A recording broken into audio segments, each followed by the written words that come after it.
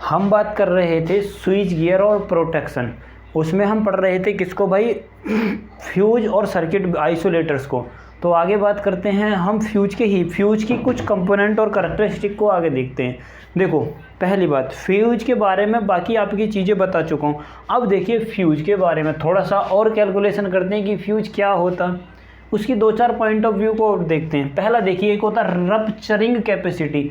मैं बोल रहा हूँ क्या भाई, रप्चरिंग कैपेसिटी। तो फ्यूज की हमारे पास होती है रप्चरिंग कैपेसिटी। क्या होती है भाई, मैं लिख रहा हूँ रप्चरिंग कैपेसिटी। अब देखिए रप्चरिंग कैपेसिटी क्या होती है, किसी फ्यूज की प्रैक्टिकली वैल्यू, किसी फ्यूज की वह प्रैक्टिकली वैल्यू जिस कांस्टेंट वोल्टेज पर या उसके गिवन वोल्टेज पर और कांस्टेंट उस पर टेम्परेचर पर इलेक्ट्रिक सर्किट क्या कर देता है, डिफ्यूज कर देता या मेल्ट कर देता, उसे बोला जाता है rupturing capacity. Rupturing capacity, rupturing का मतलब है सर्किट का ब्रेक हो जाना, फ्यूज का मेल्ट हो जाना। तो रप्चरिंग कैपेसिटी का मतलब है किसी कांस्टेंट वोल्टेज पर वह practical value, these the constant voltage given at the practical value, the circuit break क्या नाम है, फ्यूज क्या हो जाए, मेल्ट हो जाए। फ्यूज इज मेल्ट कंडीशन, किस में पहुंच जाए, मेल्ट कंडीशन में। It is the called by rupturing capacity of fuse. वो क्या कहलाएगी, फ्यूज की रप्चरिंग कैपेसिटी कहलाएगी। देखिए सही।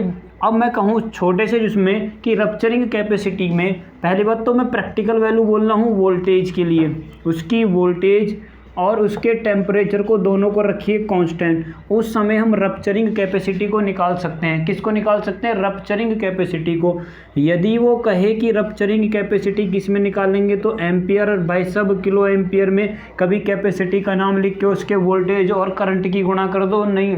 करंट की रेटिंग पावर सभी भी जो भी कुछ भी होता है फ्यूज के लिए वो एम्पियर या किलो एम्पियर में ही मापा जाता है। देखिए आगे देखिए, dependency of current carrying of fuse.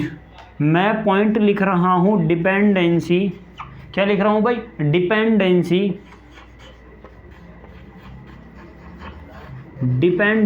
Of fuse, dependency of fuse current carrying.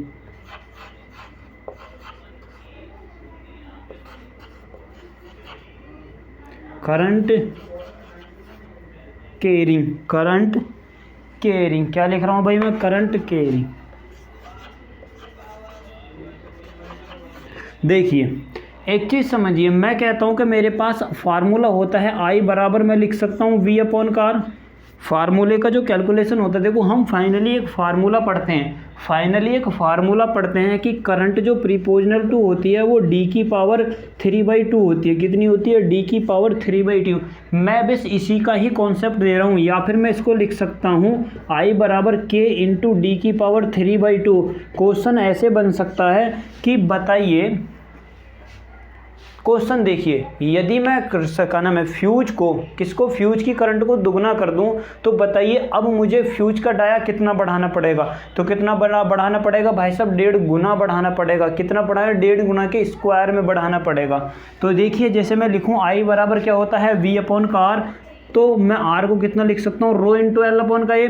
तो A ऊपर चला जाएगा तो मैं इसे लिख सकता हूँ A इंटू वी और इंटू रो इंटू एल लिखा जा सकता है, क्योंकि R बराबर कितना लिख सकता हूँ मैं, रो इंटू एल अपॉन का A को कितना लिख सकता हूँ भाई मैं, पाई डी स्क्वायर लिख सकता हूँ। A को लिख सकता हूँ पाई डी स्क्वायर बाई 4 और रो इंटू एल को ऐसे लिखो, यहाँ पर V लिख सकता हूँ। आप इस फार्मूले को समझ रहे होंगे, मैंने कितना लिख दिया, पाई डी स्क्वायर बाई वी और इंटू 4 और मैं कितना लिख सकता हूँ इसे, रो इंटू एल। देखिए मैं यदि कहूँ कि फ्यूज की फ्लो, पहले तो करंट के बारे में देखिए, डाया और फ्यूज के बारे में, उसके बारे में बात करेंगे। तो करंट जो प्रीपोजनल होती है वह डाया के स्क्वायर के प्रीपोजनल होती है और प्रीपोजनल होती है वोल्ट के, ये लीनियर कंडीशन में है। और करंट जो डी प्रीपोजनल होती है लेंथ के होती है और डी प्रीपोजनल होती है 1 अपॉन के रेसिस्टिविटी के। तो current is proportional to D square, इसका मतलब करंट बढ़ाओगे तो भाई साहब डाया भी आपको बढ़ाना पड़ेगा। लेकिन यदि वैल्यू रेसिस्टेंस की कांस्टेंट है, कांस्टेंट वैल्यू है, यदि रेसिस्टेंस कांस्टेंट वैल्यू का है कह सकता हूँ मैं रेसिस्टेंस होता नहीं है, कहता हूँ कि हो सकता तो वोल्टेज प्रीपोजनल होएगी करंट के, वोल्टेज प्रीपोजनल होएगी करंट के। आई बराबर लिख सकता हूँ मैं 1/L 1/ρ। रेसिस्टिविटी जितनी ज़्यादा होएगी, रेसिस्टिविटी जितनी ज़्यादा होगी करंट की वैल्यू उतनी ही कम होएगी, और यही मेरे पास लेंथ जितनी ज़्यादा होएगी करंट उतनी ही कम होएगी। तो देखिए मैंने आई बराबर लिखा है V/R, और ये आपको समझ में आया होगा। अब देखिए नेचर ऑफ एलिमेंट सरफेस, मैं बता रहा हूँ nature of element of surface. चलो इसी में कैलकुलेशन पहले हीट डिसिपेट की कर देते हैं। देखिए HP बराबर, मान लीजिए ये मेरे पास है डिसिपेट हीट। क्या है भाई ये डिसिपेट हीट, नहीं ये है हाँ डिसिपेट हीट। कौन सी हीट है भाई ये डिसिपेट। ये मेरे पास है लॉसेज, ये मेरे पास कौन सी लॉसेज है भाई लॉसेज है, ये मेरे पास लॉसेज है कॉन्स्ट सरफेस। देखिए ये मेरे पास सरफेस, यदि मैं लिखूं तो फार्मूला कितना होता है I²R/T, कितना होता है I²R/T। यदि मैं I की वैल्यू रखूं और R की वैल्यू रखूं और इसकी वैल्यू रखूं T की, तो फार्मूला निकल आएगा। I की वैल्यू कितनी मेरे पास आई है πr²। मैं इसको दोबारा रख दूं, देखिए मैं इसे कितना लिख दूं, यदि यहाँ से लिख दूं πd², कितना लिख दूं πd²।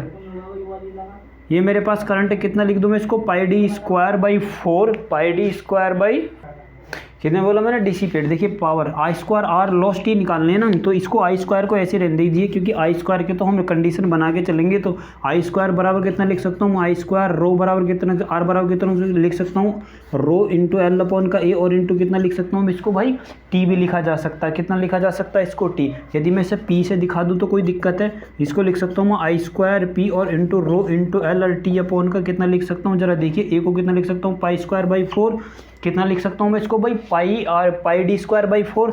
तो मैं यहाँ पे लिख दूँ πd² और इसमें मल्टीप्लाई कर दूँ 4 की। अबे 4 नीचे से ऊपर पहुँच गया। तो देखिए आगे यहाँ पर देखिए, अब मैं लिखूँ ये मेरे पास है लॉसेज, पावर लॉसेज किस में, उसमें क्या नाम है फ्यूज में। अब मैं कहता हूँ कि हीट डिसिपेटेड का फार्मूला क्या होता है भाई हीट डिसिपेटेड। मैं लिख रहा हूँ अब डिसिपेटेड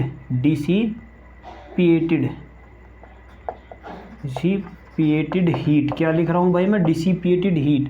तो मैं इसको लिख सकता हूँ HD से। तो फार्मूला देखो क्या होता है इसका, आपने पढ़ा होगा। एक तो कांस्टेंट वैल्यू लिखते हैं हम कोई ना कोई, और एक लिखते हैं हम सरफेस, एक क्या लिखते हैं भाई सरफेस, और एक लिखते हैं हम भाई क्या टाइम, कि कितने टाइम तक किस सरफेस पर क्या करा गया है हीट को एब्जॉर्ब करा गया है या रिफ्लेक्ट करा गया है। तो कांस्टेंट मान लीजिए C, सरफेस मान लीजिए L, और इंटू B क्या मान सकता हूँ L इंटू B, क्योंकि विड्थ इंटू लेंथ बात वही है। तो टाइम को कितना लिख सकता हूँ मैं T। यदि इन सभी की मल्टीप्लाई करूँ तो कितना लिख सकता हूँ CLB इंटू T। क्या लिख सकता हूँ CLB इंटू T। देखिए जरा, यदि मैंने लिख दिया HD बराबर, ये मेरे पास डिसिपेटेड हीट है भाई। तो बैलेंस की कंडीशन में क्या होना चाहिए, डिसिपेटेड हीट पावर लॉस के बराबर होने चाहिए, डिसिपेटेड हीट पावर लॉस के बराबर होनी चाहिए। तो मैं ऐसे लिख सकता हूँ कि HD बराबर क्या लिख सकता हूँ मैं HP के लिख सकता हूँ भाई। तो मैं डिसिपेटेड हीट को इसके बराबर रखूँ तो देखिए कितना लिख सकता हूँ मैं, इसको लिख सकता हूँ I²P रो इंटू L और इंटू T, और यहाँ पर पहले लगा लीजिए 4, और अपॉन का कितना लिख सकता हूँ मैं इसको πd² बराबर हीट डिसिपेटेड कांस्टेंट के लिख लिए C इंटू L और इंटू B इंटू T। कोई दिक्कत यहाँ तक। देखिए ज़रा, अब मैं यदि कहूँ कि मेरे पास किससे भाई, ये मेरे पास रो है L से L ख़त्म और T से T ख़त्म, ये डिपेंडेंसी अलग हो गई। अब देखिए आगे मैं इसको यहीं पर आगे सॉल्व कर रहा हूँ। देखो मुझे निकालना है किसके लिए, I के लिए। किसके लिए निकालना है भाई I के लिए। उधर क्या बचा C इंटू B, तो C से मुझे कोई लेना देना नहीं है, ना ही मुझे B से लेना, मुझे लेना है किससे भाई डाया। मुझे देखना है कि मेरा डाया किस हिसाब से काम करेगा। तो डाया को निकालने के लिए मैं क्या कर सकता हूँ I² बराबर, देखिए तो ये D⁻3, ये मैंने ये लिख दिया मैंने B, ये क्या लिख दिया भाई मैंने B लिख दिया है। क्या लिख दिया भाई मैंने ये B। तो कितना लिख सकता हूँ, देखिए ये मैंने लिख दिया था B नहीं, मुझे D लिखना है। क्या लिख रहा है भाई D। तो यहाँ से भी मैं क्या लिखूँगा इसको D। क्या लिखूँगा भाई मैं इसको D। अब ज़रा देखिए मैं लिख रहा हूँ यहाँ पर I², तो I² को आप इधर ही रहने दीजिए, I² मान लीजिए इधर ही है, इसकी मैं मल्टीप्लाई इसमें करूँगा तो देखिए कितना लिख सकता हूँ मैं इसको πd⁻3 लिख सकता हूँ, और इंटू C। भाई ये भी C भी ऊपर है, D भी देखो सामने है, पाई है, तो मल्टीप्लाई कर दिया इतना हो गया। इसको नीचे लिखूंगा कितना हो जाएगा पाई, आई मैंने सामने लिख दिया तो रो इंटू एल, कितना लिख सकता हूँ रो इंटू एल। अब इसको देखिए, यदि मैं इसको ऐसे लिख दूं, पाई भी मेरे पास कांस्टेंट है, सी भी मेरे पास कांस्टेंट है, 4 भी मेरे पास कांस्टेंट है, रो भी और मेरे पास एल भी, ये सारे के सारे क्या है भाई, मेरे पास कांस्टेंट वैल्यू की फॉर्म में है। किसकी, कांस्टेंट वैल्यू की फॉर्म में है। अब जरा देखिए मैं कितना लिख सकता हूँ, डी की पावर बचा मेरे पास क्या, डी की पावर 3, इन सभी को कांस्टेंट मान लीजिए तो मैं इसे लिख सकता हूँ आई स्क्वायर बराबर के कांस्टेंट मान लिए थे तो डी की पावर 3 कर सकता हूँ। यदि मैं आई की वैल्यू लिखूँ तो के इंटू डी की पावर 3/2 लिखा जा सकता है। तो इसका मतलब मैं लिख सकता हूँ आई प्रीपोर्शनल टू डी की पावर 3/2। तो ये मेरे पास वह डेरिवेशन है जिसके द्वारा मैं क्या करता हूँ, करंट और डाया में रिलेशन निकालता हूँ। तो फार्मूला एग्जैक्ट निकल के आता है आई प्रीपोर्शनल टू, या तो आई लिख लीजिए, आई बराबर ही लिख लीजिए के इंटू डी की पावर 3/2। तो डिसिपिएट एनर्जी बराबर लॉस एनर्जी के जब होएगा, जब हीट की मेरे पास ये प्रोसेसिंग होएगी। तो देखिए अब आगे देखिए, मैं यदि कहूँ कुछ फ्यूज के बारे में, किसके बारे में, फ्यूज के बारे में, कि फ्यूज में जो हीट होती है, फ्यूज की जो हीट है वो किस किस चीज़ पर फ्यूज के साथ डिपेंड करती है। टॉपिक है फ्यूज की जो हीट है वह डिपेंड किस किस पर करती है। देखिए पहला यदि मैं कहूँ,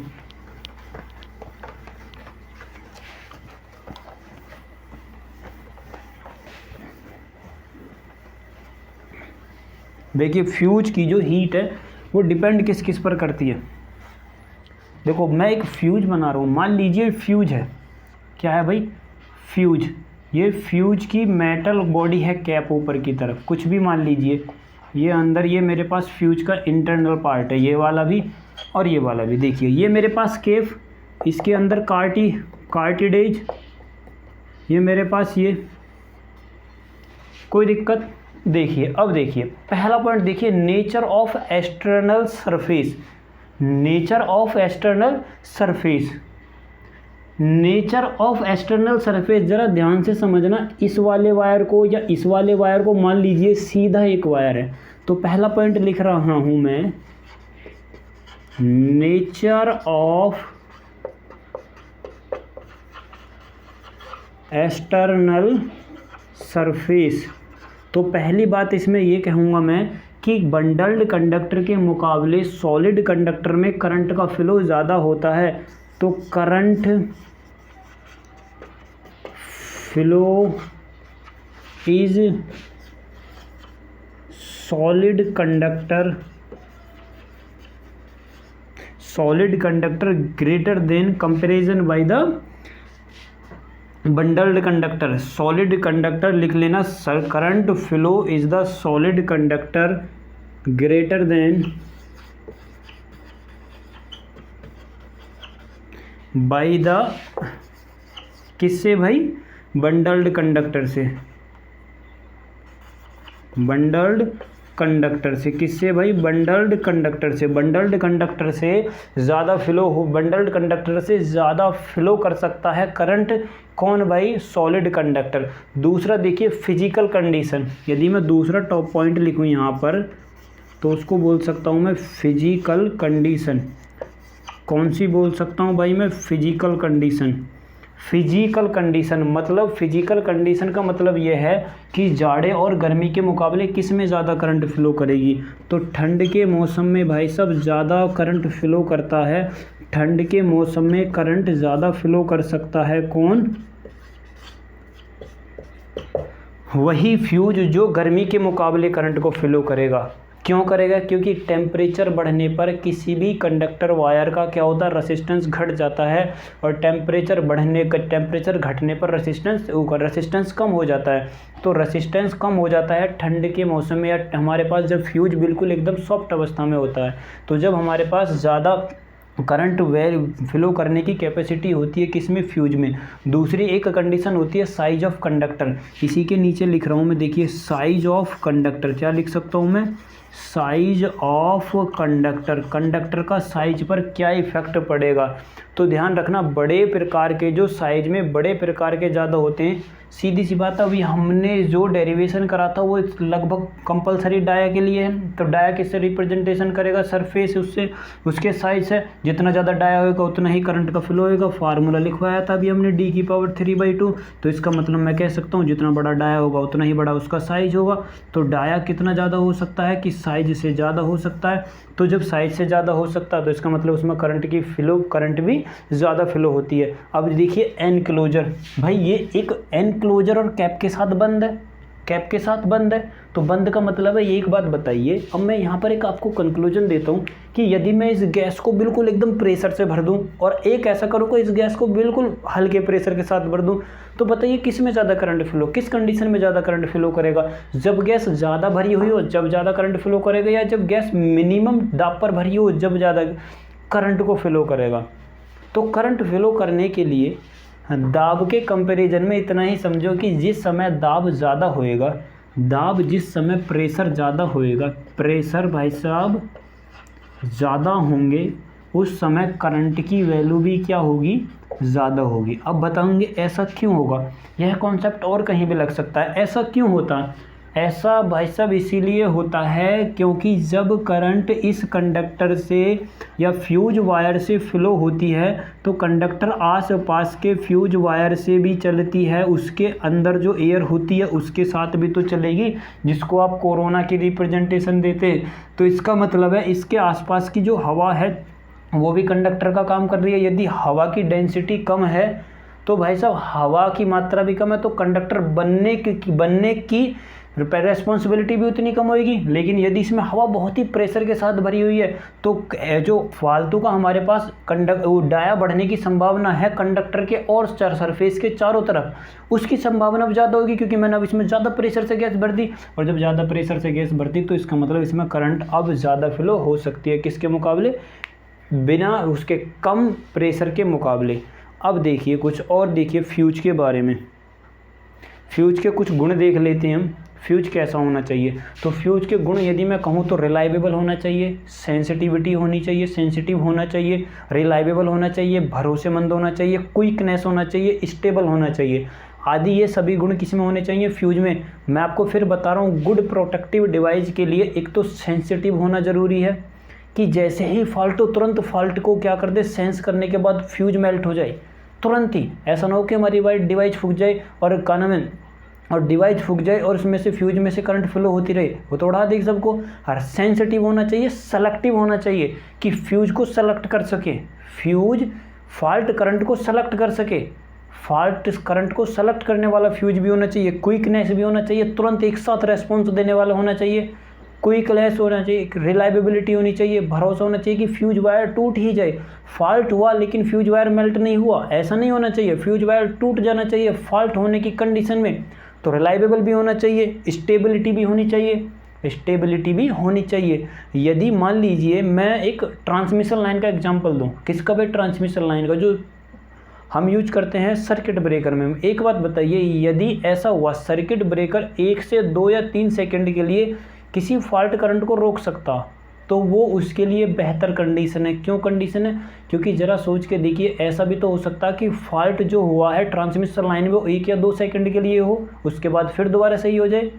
तो 1 या 2 सेकंड के लिए इतना हमारे पास स्टेबल होना चाहिए, बिल्कुल कुछ समय सेकंड के लिए, जो मान लीजिए कुछ 1 सेकंड से भी कम समय के लिए जनरेट हो। तो मैं कहूँ यदि फ्यूज के लिए मेरे पास जो टाइम होता है मैक्सिमम हम कितना लेते हैं, 0.011 सेकंड के बीच में से लेकर कितना होता है भाई, 0.1 सेकंड के बीच में। फ्यूज के लिए भी होता है ये, किसके लिए भाई? फ्यूज के लिए। अब देखिए फ्यूज हमारे पास कई तरीके के होते हैं। राउंड टाइप फ्यूज होता है, क्लोजर होता है, एनक्लोजर होता है, सेमी क्लोजर होता है, बहुत टाइप के हमारे पास फ्यूज होते हैं। तो ये आपको नहीं पढ़ने हैं, तो इनका क्लासिफिकेशन आपको नहीं ध्यान करना है, ध्यान करना है सीधा फ्यूज को कि फ्यूज कौन सा आपको पढ़ना है। पहला देखिए, फ्यूज का क्लासिफिकेशन नहीं पढ़ना भाई आपको, वो सीधा फ्यूज के बारे में ही पूछता। देखिए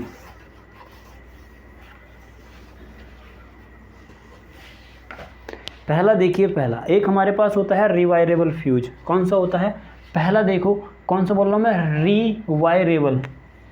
पहला फ्यूज देखिए, रिवायरेबल, कौन सा? Rewirable fuse.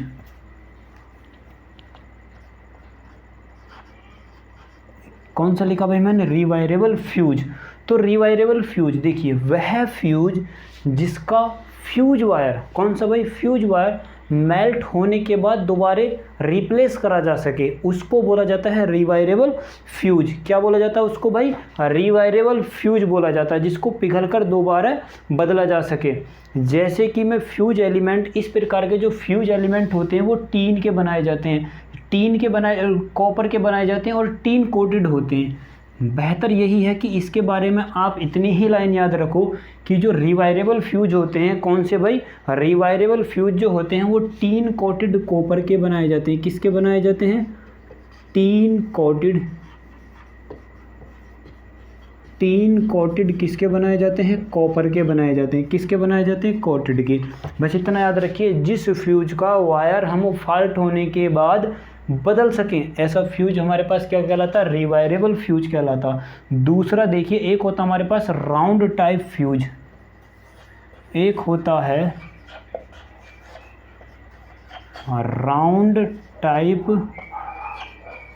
फ्यूज, एक कौन सा होता है? Round type fuse. देखिए पहली बात तो ये कि राउंड टाइप फ्यूज की जो शेप होती है वो ऐसे होती है, समथिंग में ऐसे।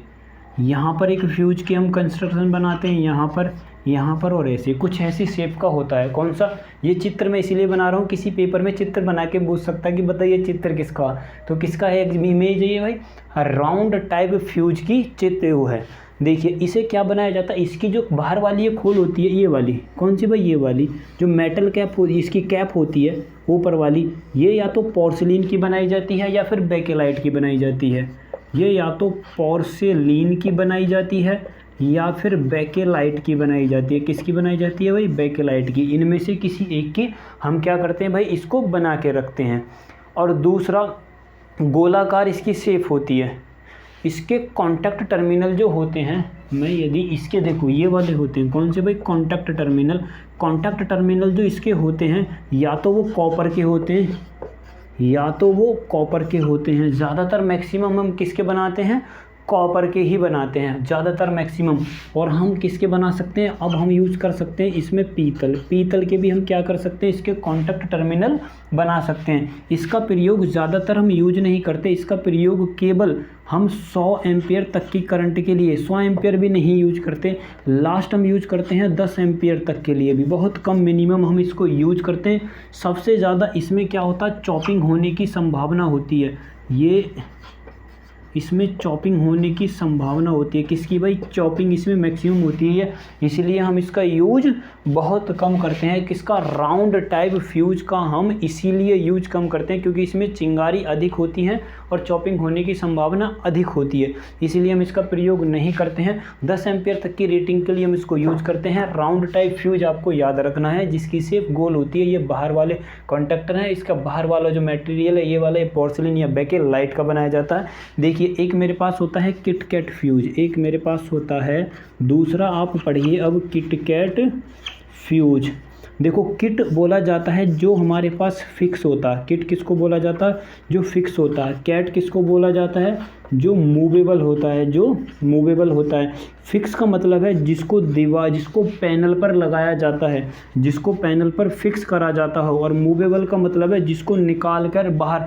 आपने किटकैट फ्यूज देखे होंगे, आपके घर पर जो जितने भी फ्यूज लगे हैं वो किटकैट टाइप के हैं। जो दीवार पर अंदर फिक्स रहता है, दीवार पर लगा रहता है, उसको बोला जाता है क्या बोला जाता है? किट। और जिस पर फ्यूज वायर लगा रहता है उसको बोला जाता है कैट। कैट क्या करता है? फिक्स क्या करता है? फ्यूज के बेस को। किट क्या करता है? फ्यूज का जो बेस होता है उसके बेस को हैंडल करता है, बेस को हैंडल करता है। और कैट क्या करता है? फ्यूज वायर को हैंडल करता है। किसको करता है? फ्यूज वायर को हैंडल करता है, क्योंकि इसी में अरेंजमेंट होती है फ्यूज वायर को लगाने के लिए। जो फ्यूज वायर होता है वो कैट में लगाया जाता है, और जो उसकी बॉडी होती है उसको किस में बॉडी किस पर लगाई जाती है? कैट की बनी, कैट पर होती है। तो कैट को कहाँ पर लगाया जाता है? मान लीजिए बोर्ड है जिस पर मेरे पास कुछ ना कुछ सिस्टम है जिसके लिए मैं सप्लाई प्रोवाइड कर रहा हूँ, तो जो मैं इस पर क्या लगाऊंगा? पहले किट लगाऊंगा, उसके ऊपर से जो मेरे पास ये मान लीजिए ये होता, मैं उसको ऐसे प्रो देता हूँ उसमें, तो ये वाला कहलाता है कैट। के वो कहलाता है कैट, और जो इस पर लगा रहा हूँ मैं उसको बोला जाता है किट, तो इसीलिए इसे बोला जाता है किट कैट। क्या बोला जाता है? किट कैट बोला जाता है। अब ज़रा देखिए इसमें, यदि मैं कहूँ आप कैट को किसका बनाओगे, तो कैट की उसको किट को किसका बनाओगे? पोर्सिलिन या बेकेलाइट का, क्योंकि भाई इंसुलेटिंग मटेरियल है। तो मैं इसको किसका बनाऊंगा? या तो मैं इसको भी पोर्सिलिन, लिखिए किसका भाई?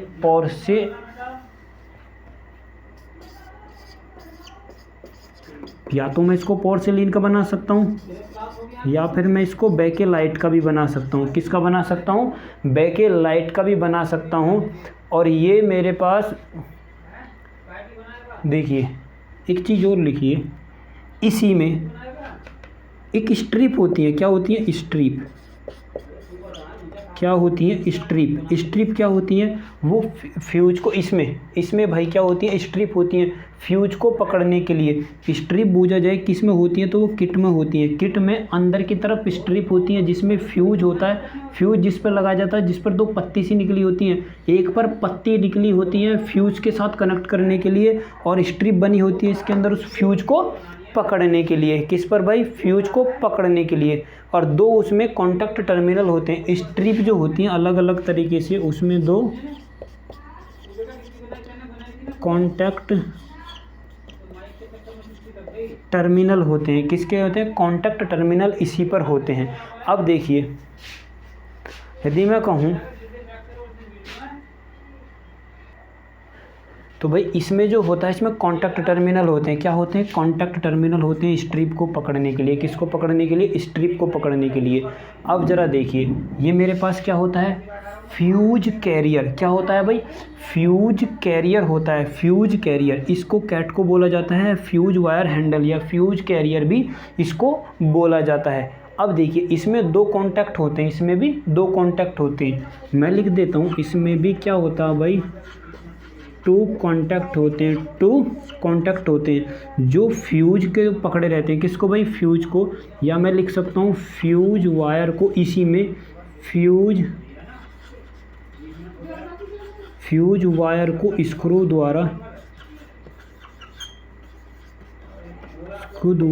द्वारा कसा जाता है। स्क्रू द्वारा क्या कर देते हैं भाई? उसको कस देते हैं। किसके द्वारा? स्क्रू के द्वारा उसको कस देते हैं। अब ज़रा देखिए, बस इतना ही बहुत है इसके लिए, इससे ज़्यादा आपको याद नहीं रखना है। और यदि कहे कि हम इसको कहाँ तक यूज कर सकते हैं, तो 650 वोल्ट तक आप इसको यूज कर सकते हैं। और सबसे ज़्यादा यूज होता है इसका डोमेस्टिक यूजर्स या डोमेस्टिक सप्लाई, या फिर मैं लिख सकता हूँ जो कंज्यूमर सप्लाई होते हैं, जो छोटे छोटे हमारे पास कंज्यूमर होते हैं। मैक्सिमम हम इसका यूज कर सकते हैं 1 किलोवाट के लिए। 1 किलोवाट से लेकर 5 kV तक, 5 किलोवाट तक हम इसका यूज करते हैं। 1 kV से लेकर 5 kV तक किटकैट फ्यूज का यूज करा जा सकता है। तो किटकैट का मतलब, जब आप किटकैट को समझ जाओगे तो समझ लिए कि किटकैट फ्यूज आपका ख़त्म। अब देखिए, हमारे पास कुछ फ्यूज होते हैं जिनमें अलग अलग मटेरियल भरा जाता है। फिक कैप होती है, या तो हम उसको बनाते हैं ग्लास की या लेड की, किसी भी एक प्रकार की बनी हुई होती हैं। मान लीजिए मेरे पास मार्कर है, अंदर से खाली है, इसके अंदर फिलर मटेरियल भरा जाना है, तो इसके अंदर जो फिलर मटेरियल भरा जाएगा उसके आधार पर भी हमारे पास दो तरीके के फ्यूज होते हैं जो मोस्ट इम्पोर्टेंट है। उन्हीं को हमें आगे पढ़ना है। देखिए, एक हमारे पास होता है कार्ट्रिज,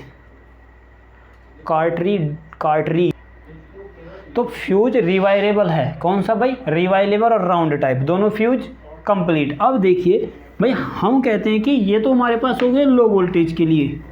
हाई वोल्टेज के लिए हम किसको पढ़ेंगे?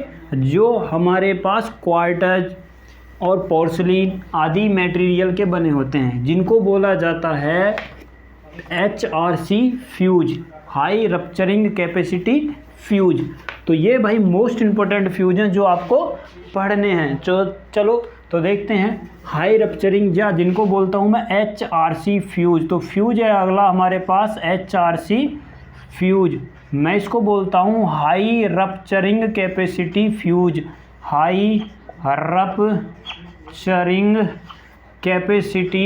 Rupturing capacity of fuse. तो वह फ्यूज जो हाई रप्चरिंग कैपेसिटी के लिए यूज करा जाता है उसको बोला जाता है हाई रप्चरिंग कैपेसिटी फ्यूज। तो उसमें पहला पढ़ेंगे हम कार्ट्रीज टाइप फ्यूज। कौन सा पढ़ेंगे भाई? पहला कार्ट्रीज डी इसमें याद रखना है, साइलेंट है। तो कार्ट्रीज्ड टाइप फ्यूज। कौन सा भाई? कार्ट्रीज्ड टाइप फ्यूज। तो पहली बात, इसका जो हम यूज करते हैं, कार्ट्रीज टाइप का जो फ्यूज का यूज करते हैं हम 33 kV तक यूज करते हैं। कहाँ तक भाई? 33 kV तक यूज करते हैं। और लगभग में 250 MVA या 200 MVA तक हम इसको यूज करते हैं। 200 MVA तक इसका यूज करा जा सकता है। देखिए मैं इसका एक सिंबल बना रहा हूँ, सिंबल से ही आपको पता लग जाएगा। अब जो मैं क्लासिफिकेशन कर रहा हूँ, मान लीजिए मैं क्लासिफिकेशन कर रहा हूँ फ्यूज का, और फ्यूज को उसके अंदर फिलर मटेरियल के बेस पर क्लासिफिकेशन करा जा रहा है। ये मेरे पास फ्यूज की है मेटल कैप, जिनको मैं यूज कर रहा हूँ कॉन्टैक्टर के तौर पर। फ्यूज की है मेटल कैप, ये मेरे पास क्या है? फ्यूज की मेटल कैप अंदर लगाई हुई है मैंने। इन पर पॉली क्या लगाई हुई है भाई? एक नली बनाई हुई है। ये है मेरे पास वो नली। मैं अभी इसको इतना ही दिखा रहा हूँ, ज़्यादा बड़ी होती है। एक नली होती है बिल्कुल गोल टाइप की। ये मेरे पास इसके लिए कॉन्टैक्टर हो गए। इसके अंदर फ्यूज वायर हो गया। क्या हो गया भाई? Fuse wire. इसके अंदर भरा जाने वाला मटेरियल के बेस पर हम डिपेंड करेंगे कि किस टाइप का फ्यूज है। फ्यूज इसके अंदर यदि मटेरियल भरा हुआ है किसका भाई? यदि क्वार्ट्ज भरा हुआ है। कौन सा भरा हुआ है? क्वार्ट्ज। तो हम इसको यूँ कहेंगे कार्ट्रीज्ड फ्यूज। लेकिन यदि इसके अंदर पोर्सिलीन भरा हुआ है तब बोलेंगे हम इसको हाई रप्चरिंग कैपेसिटी फ्यूज। क्या बोलेंगे? High rupturing capacity of fuse. यदि इसके अंदर क्या भरा हुआ है? क्वार्ट्ज, इसको बोला जाता है। देखिए ये मेरे पास है मेटल कैप्स। क्या है भाई? ये मैं इनको बोलता हूँ मेटल कैप्स, HRC फ्यूज। आपको ध्यान से पढ़ना है। ये है मेरे पास फिलर मटेरियल जो इसके अंदर भरा गया है। फिलर मटेरियल्स क्या है भाई? Filler materials. ये है मेरे पास फ्यूज वायर।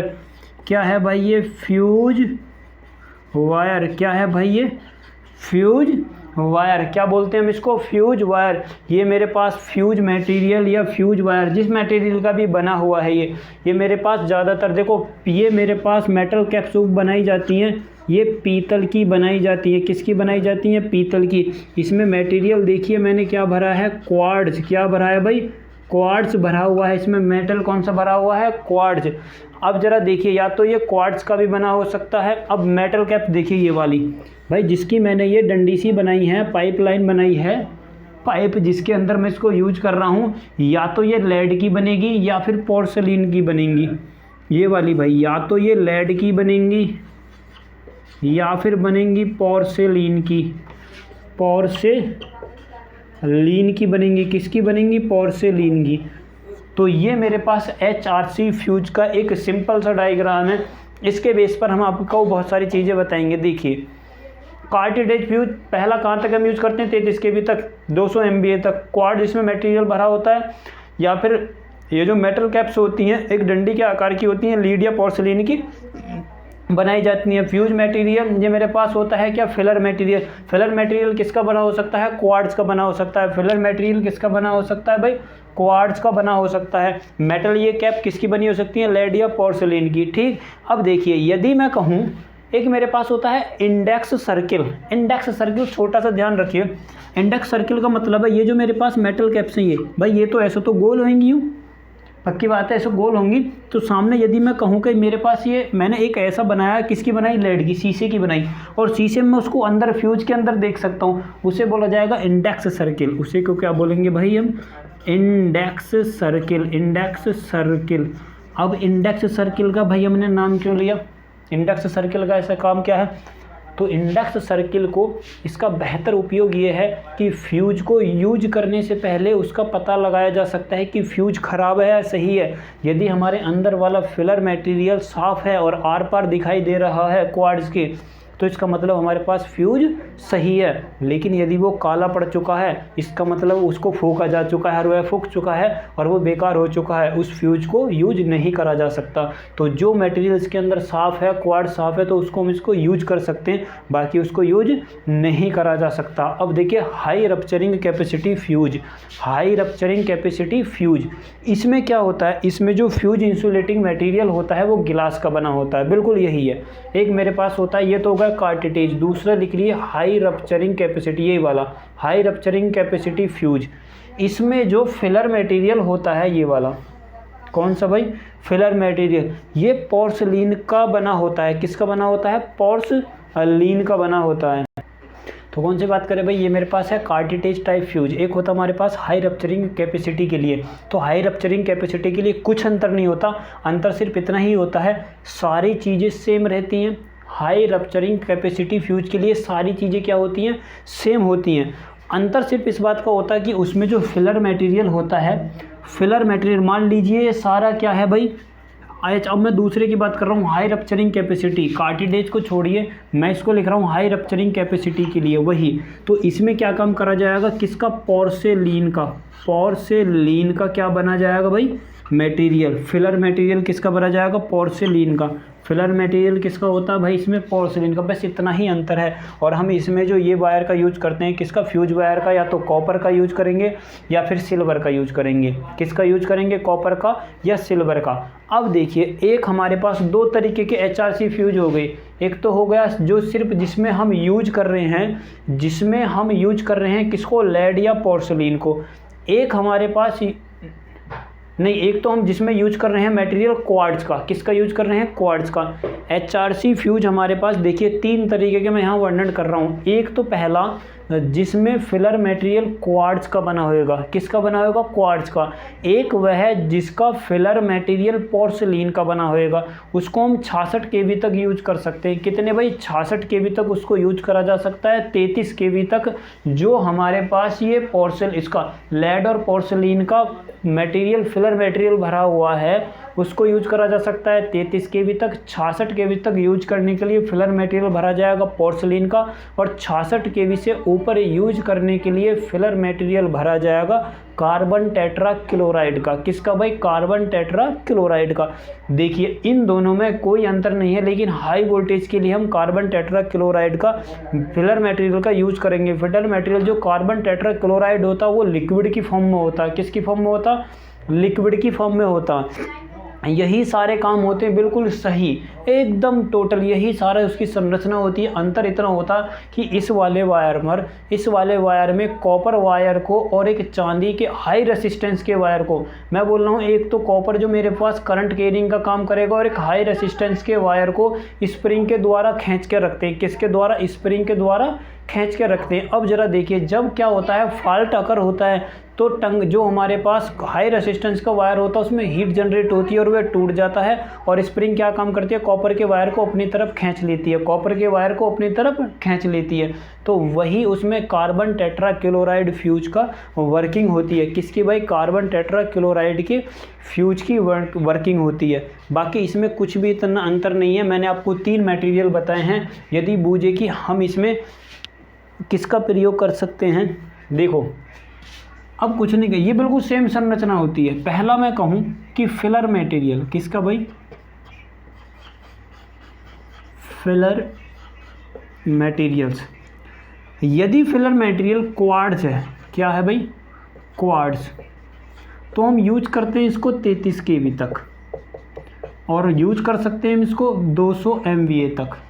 यदि फिलर मटेरियल पोर्सिलिन है, कौन सा है भाई, पोर्सिलिन, तो हम इसको यूज कर सकते हैं 66 kV तक, और यूज कर सकते हैं इसको कितना, 500 MVA तक। यदि हमारे पास फिलर मटेरियल क्या है, कार्बन टेट्रा क्लोराइड, H कितना है, कार्बन टेट्रा क्लोराइड, तो फिर मैं इसको यूज कर सकता हूँ 132 kV तक, और यूज करा जा सकता है भाई इससे भी ऊपर। किसको भाई, कार्बन टेट्रा क्लोराइड के साथ। तो ये आपको फ्यूज के बस इनके फिलर मटेरियल के आधार पर आपको याद रखना।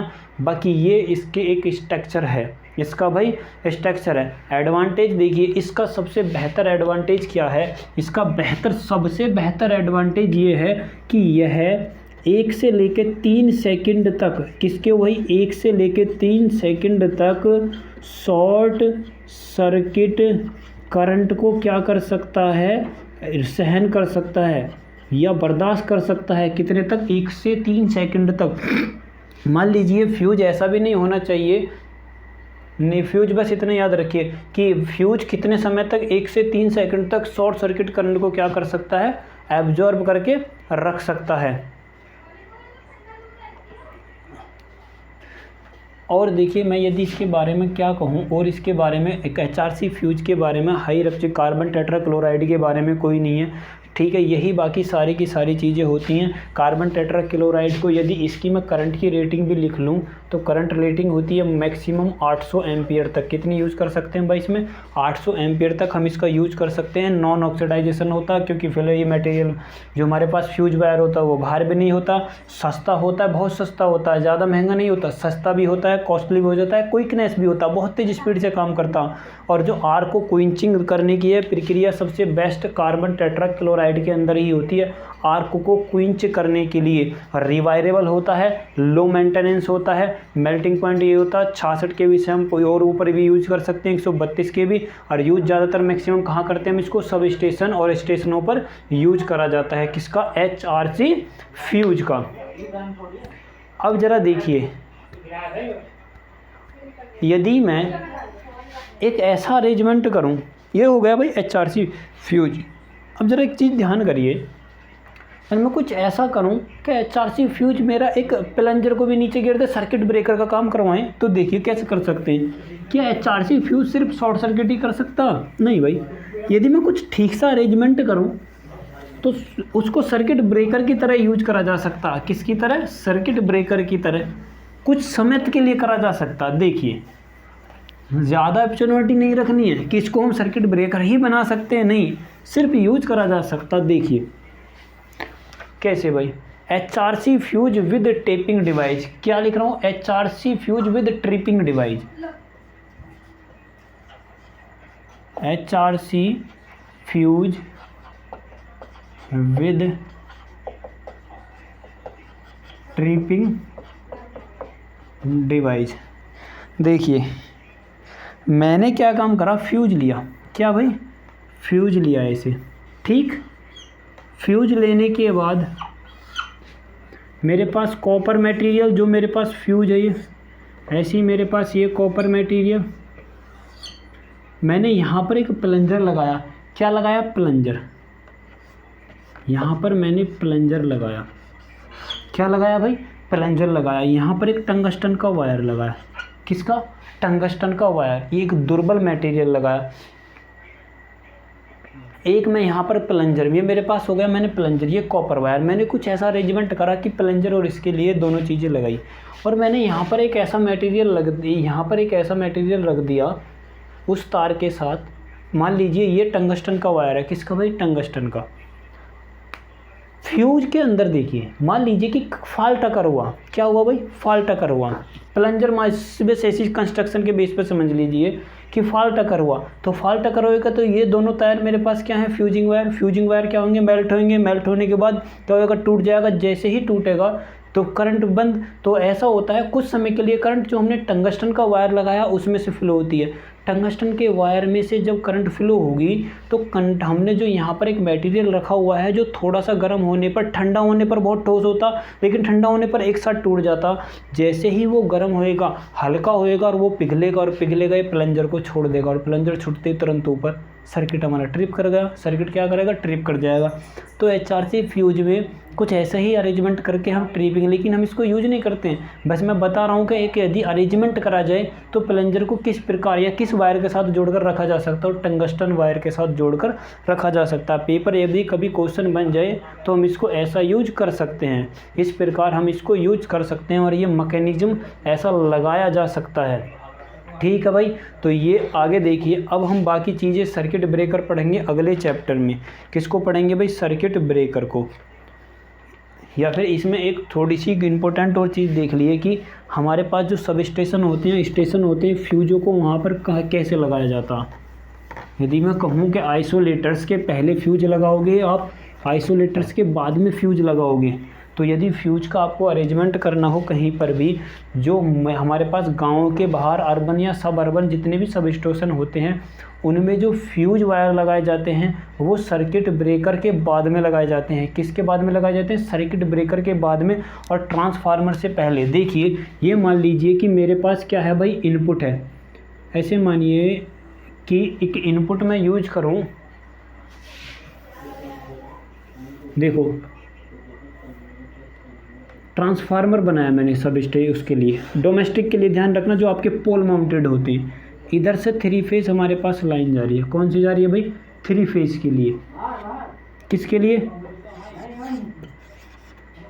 3 फेज के लिए। ठीक है, लाइन आई, स्टेप डाउन करा तो हम यहाँ पे क्या लगा सकते हैं भाई? फ्यूज लगा सकते हैं। अब ज़रा देखिए फ्यूज क्या यहाँ पर ज़्यादा सेंसिटिव होएगा, यहाँ पर ज़्यादा सेंसिटिव होएगा? भाई साहब फ्यूज इधर ज़्यादा सेंसिटिव होएगा क्योंकि इधर वोल्टेज तो ज़्यादा है, बहुत ज़्यादा है, लेकिन करंट कम है।